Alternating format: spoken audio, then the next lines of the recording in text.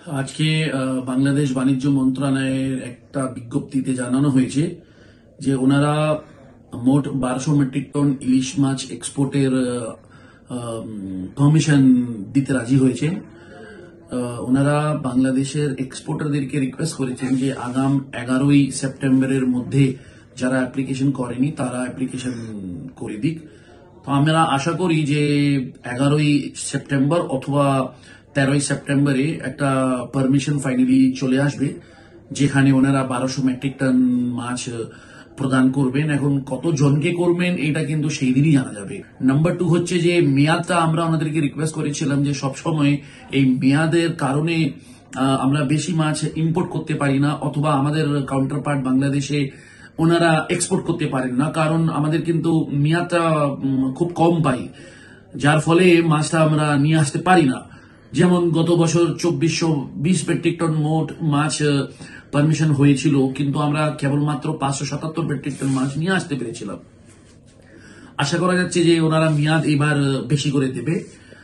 সঙ্গে এটাও জানাই যে আনফরচুনেটলি এই বছর বাংলাদেশে ইলিশ মাছের ল্যান্ডিং খুবই খারাপ, মানে স্টার্টিং থেকেই মাছের ল্যান্ডিংটা খারাপ আছে।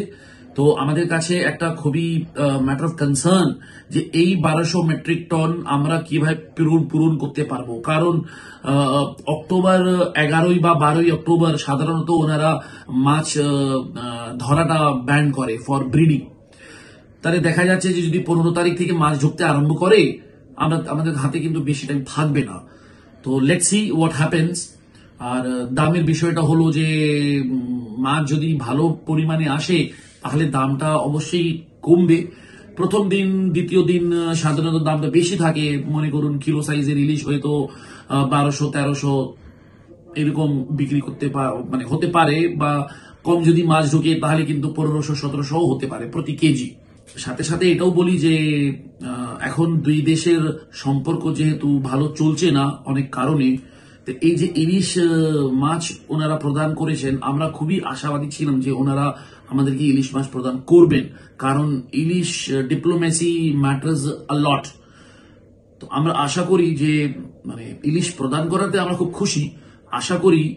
আর মানে এই যে মাছ প্রদান করা হয়েছে এটা একটা দুই বাংলার একটা সেতু বন্ধন, যেটা কিন্তু আমাদের এই দুই দেশের যে সম্পর্কটা আরো ভালো দিকে যেতে পারে, এটাতে কিন্তু অনেকটা কার্যকারী হবে।